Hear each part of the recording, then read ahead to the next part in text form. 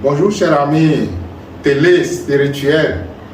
Une fois encore, on se retrouve dans notre interaction entre vous et nous, interaction entre nous et l'univers, interaction de l'unité en elle-même, pour elle-même. Et c'est justement dans cette action que, dans la droite ligne de ce que nous avions annoncé à faire sur les principes de l'univers, nous abordons le premier principe de l'univers physique, le premier principe de l'univers qui dit que le tout est esprit ou que l'esprit est le tout. Lorsque vous voulez être un métaphysicien, ou lorsque vous empruntez la voie spirituelle, ou lorsque dans quelque mouvement spirituel que ce soit vous êtes, et que vous ignorez justement ce premier principe métaphysique qui en même temps est le principe qui fait l'ordre de l'univers physique, je vous assure que vous êtes et vous avez déjà emprunté la voie de la perdition. Vous avez déjà emprunté la voie de la perdition parce que le premier principe qui fait la base même de la spiritualité, le premier principe qui fait la base de l'ordre de métaphysique, c'est justement ce premier principe qui dit que tout est esprit. Et lorsque nous disons que tout est esprit, si on veut caricaturer, on dira que tout est esprit saint et que l'esprit saint est tout. Tout est esprit ou tout est esprit saint et esprit saint est tout.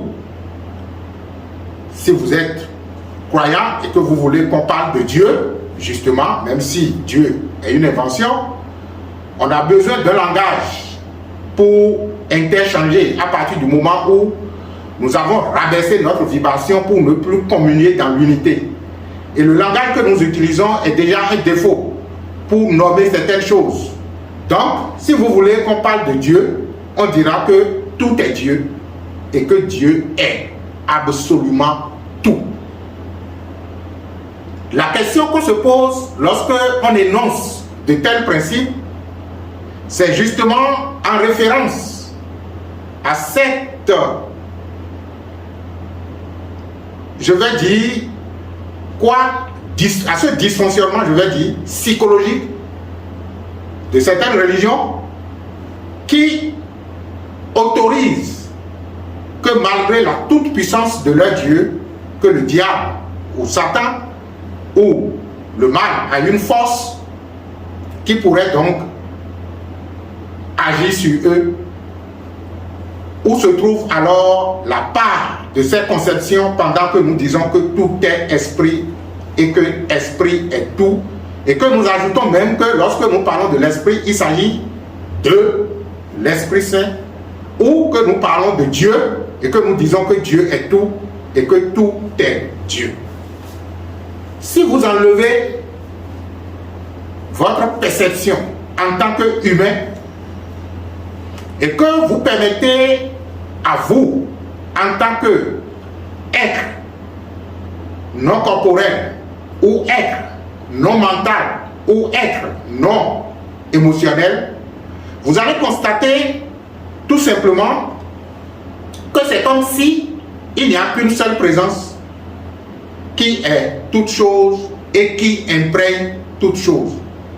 Et lorsque vous demandez à ce que vous appelez Dieu de vous percevoir et de percevoir autre chose, il ou elle, suivant la terminologie, parce qu'on pourrait parler également de la déesse, ne percevra que lui-même ou elle-même si il ou elle vous perçoit ou perçoit le soi-disant ennemi. C'est pour dire que c'est dans la dualité humaine que l'on trouve le bien et le mal, ce qui est bon et ce qui est mauvais, qui naturellement à l'étape évoluée, à l'étape métaphysique, a donné naissance à la scission qui naturellement voit Dieu et diable. Et que de la vue de l'univers, de la vue du principe fondement de l'univers, fondement de la création, qui n'existe qu'une seule et unique réalité qui est le tout, qui est esprit, et que esprit est le tout. C'est ça le principe. Et nous sommes en train de l'expliquer afin que vous puissiez véritablement comprendre. Et quand vous avions proposé à travers l'émission introductive, à travers la capsule introductive, qu'il s'agira de travailler en accord avec le principe, c'est que nous voudrions, une fois que nous sommes en train de mettre le principe à votre disposition maintenant, que vous puissiez commencer par percevoir tout comme étant Esprit Saint, comme Esprit Saint étant tout. Cela veut dire que lorsque je rentre du boulot et que je viens à la maison et que la bonne a des comportements bizarres, je la regarde et je dis, et pourtant, tout est Dieu et Dieu est tout.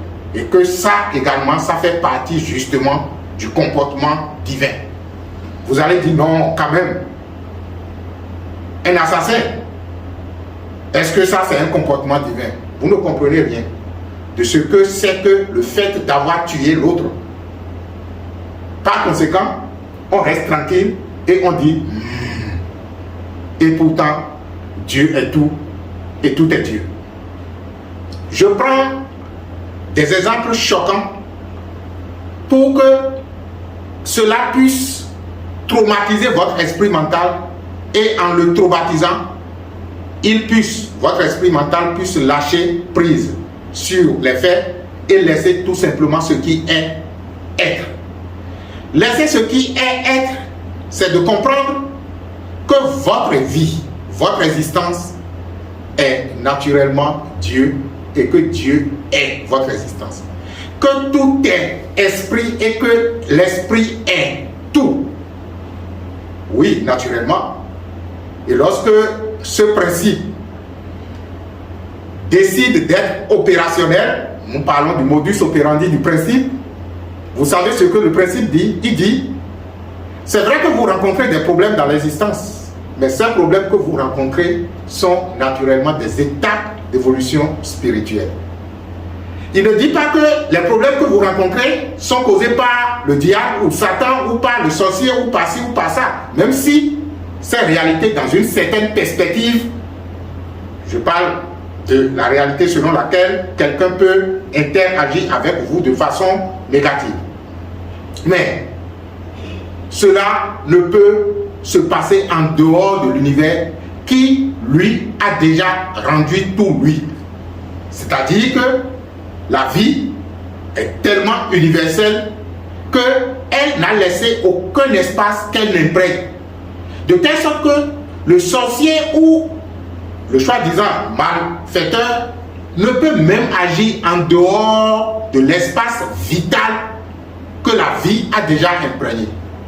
C'est pour vous dire tout simplement que le principe qui dit que tout est esprit de Dieu et que l'esprit de Dieu est tout, ou tout est vie et que la vie est tout, ou que tout est esprit et que l'esprit est tout, ce principe est un principe absolu. Et dans son absoluité, il autorise que chaque personne l'utilise de la façon dont la personne souhaite. Donc, si vous êtes suffisamment con et que vous n'avez pas pu utiliser ce principe pour vous positionner à un niveau où vous êtes en unité avec le pouvoir et que quelqu'un vient vous faire du mal, cela veut dire que la personne a récupéré ce pouvoir et à partir de ce pouvoir, il vous a donc jeté tout simplement un sort. C'est ce qui fait que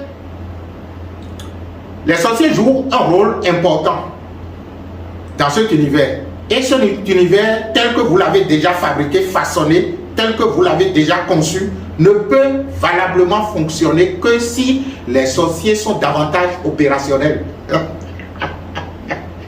C'est méchant, n'est-ce pas? Non, c'est pas méchant. C'est justement pour vous ramener au fait que il faut que chacun aille à la conquête de lui-même. Et que utiliser ce principe, c'est de constater que les problèmes de l'existence sont des étapes d'évolution spirituelle. Comment cela se passe? Lorsque vous avez une situation dérangeante que vous gérez, et que vous vous rappelez que tout est Esprit Saint et que l'Esprit Saint est tout, et que vous vous rappelez que tout est Dieu et que Dieu est tout, il s'agit tout simplement d'utiliser ce que vous avez en face de vous. Et quand je dis en face de vous, lorsque vous arrivez déjà à comprendre que l'événement que vous gérez, l'existence qui entre-temps ne vous plaisait pas, est une situation en face de vous, je vous assure que vous êtes déjà en train de faire le premier grand pas. Parce que vous allez constater que généralement, lorsque ça ne va pas, vous ne savez pas que ce qui ne va pas est justement en face de vous. On ne sait pas que ce qui ne va pas est en face de soi parce qu'on a perdu la conscience du soi qui permet de prendre conscience de ce qui est en face de soi. C'est trop métaphysique? Non, je ne pense pas. Vous comprenez qu'à dire ce que je dis. Laissez votre esprit mental, je voudrais dire. De toutes les façons, vous êtes une réalité que je pourrais appeler la conscience. Mais lorsque la conscience perd de sa conscience, ça donne naissance à la catastrophe. C'est ce que disait Jésus quand il disait: si le sel perd de sa saveur, avec quoi, je paraphrase bien sûr, pourrait-elle ou pourrait-il, je voulais dire, donner de la saveur au monde? Je ne suis pas trop chrétien, je n'ai pas les phrases littérales en tête pour comme les pasteurs qui peuvent vous citer en même temps verset et pour le reste. Tout ça, ça n'a aucune importance si vous ne pouvez pas en fait les utiliser pour votre éveil. Je voudrais tout simplement dire que, entre-temps, le Maître Jésus disait: si vous êtes le sel et que vous ne vous savez pas être le sel, même si on voulait vous utiliser comme du sel, vous n'allez pas donner la saveur du sel. Le sel sait qu'il est sel, l'eau sait qu'il est eau. C'est pourquoi elle étanche la soif. C'est pourquoi le sel donne la saveur salée. Mais les êtres humains savent-ils ce qu'ils sont? Non, justement. Donc, vous êtes une conscience. Et lorsque la conscience perd de sa conscience, elle peut s'identifier à ce qu'elle n'est pas. Et c'est justement ce qui donne la catastrophe. Revenons au point du départ. Tout est esprit, l'esprit est tout. J'ai une situation existentielle devant moi. Je me rappelle de ce principe. Je comprends alors que ce principe qui dit que tout est esprit et que l'esprit est tout, dans son mode opératoire dit, puisque l'esprit est tout et tout est esprit, puisque l'esprit est la perfection et que tout est parfait, mais comment se fait-il que cette situation dérangeante se trouve dans mon existence? Alors, je suis la conscience qui prend conscience de ce qui se passe en moi ou de ce qui se passe autour de moi. À partir du moment où ma conscience perçoit ce qui se passe en moi ou ce qui se passe autour de moi, qu'est-ce qui se passe? Ce qui se passe justement, c'est qu'il y a une dissociation de la conscience, de la forme ou de l'événement. Ce qui se passe autour de vous, si par exemple c'est une maladie, ça a pris certainement une forme. Vous devez être la présence prenant conscience de ce qui est présent en vous. À partir du moment où vous êtes la conscience présente, prenant conscience de ce qui est présent en vous, vous comprenez alors que l'existence de cette chose en vous, l'existence de cet événement en vous, l'existence de ce problème existentiel en vous ou tout autour de vous est initiée par vous en tant que conscience pour atteindre une dimension assez élevée de vous-même. Je ne sais pas si ça commence par venir. Cela veut dire que si vous voulez travailler comme nous, on avait travaillé dans le temps, je ne vous l'impose pas, mais je vous dis, c'est la voie royale de l'expansion de la conscience. C'est de prendre conscience à partir de cet instant que vous suivez cette capsule-là, que les problèmes existentiels que vous avez, les difficultés que vous avez, que ça soit difficultés, généralement on ne se pose pas la question lorsque c'est une situation plaisante. Encore que même les situations soi-disant plaisantes doivent être utilisées pour l'expansion de notre conscience. Donc, vous prenez conscience que vous n'êtes pas la forme, vous n'êtes pas la situation, mais vous êtes ce qui prend conscience de la situation. Ça, c'est le premier pas. Lorsque ce pas est suffisamment fait et toutes les fois que vous vous rappelez de la situation, au lieu de commencer par vous plaindre, au lieu de commencer par crier, au lieu de commencer par vous mettre en colère, vous prenez conscience tout simplement que c'est une situation dérangeante au sein de votre conscience et que votre conscience en a conscience.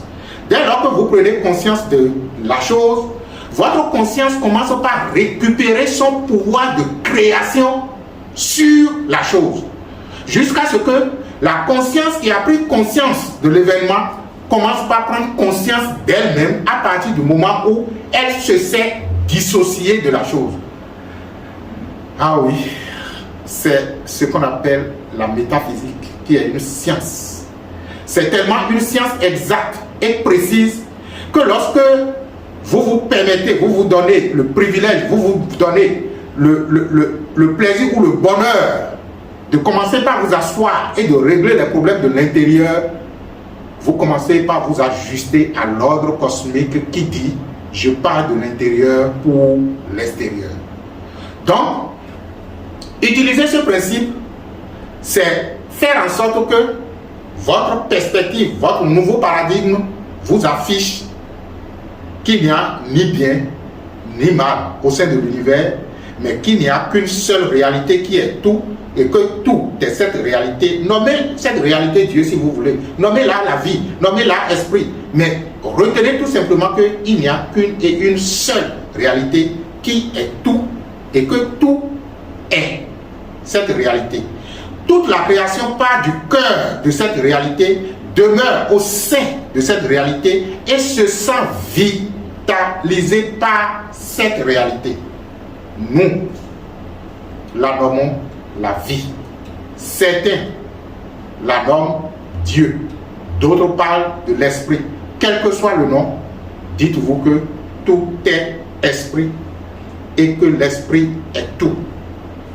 Il n'y a ni diable, ni Dieu. Il n'y a qu'une et une seule réalité, ce qui est. Et ça, c'est le premier principe de l'univers physique, qui nous amène à travailler sur nous-mêmes et à travailler en accord avec ce principe pour régler les problèmes de façon métaphysique, pour régler les situations à partir du point spirituel de la création et être donc en ordre avec l'univers pour être le microcosme du macrocosme que nous sommes, en avoir conscience, en avoir conscience et être. C'est ce qui fait l'ordre de l'univers. Je vous remercie d'être avec nous et dans cette aventure. Donc je vous invite à travailler pendant 3 jours sur ce principe partout où vous êtes, où que vous soyez, dites-vous que tout est esprit et que l'esprit est tout. Et si tout est esprit et que l'esprit est tout, cela veut dire que vous êtes l'esprit et l'esprit est vous. Si tout est Dieu et que Dieu est tout, c'est que vous êtes Dieu et Dieu est vous. Nous sommes Dieu, nous sommes esprit, nous sommes la seule et unique réalité. Vous allez vous dire, mais pourquoi sommes-nous différents? On reviendra là-dessus dans les autres capsules pour plus de précision. Merci à vous de faire le chemin avec nous et que la bénédiction soit.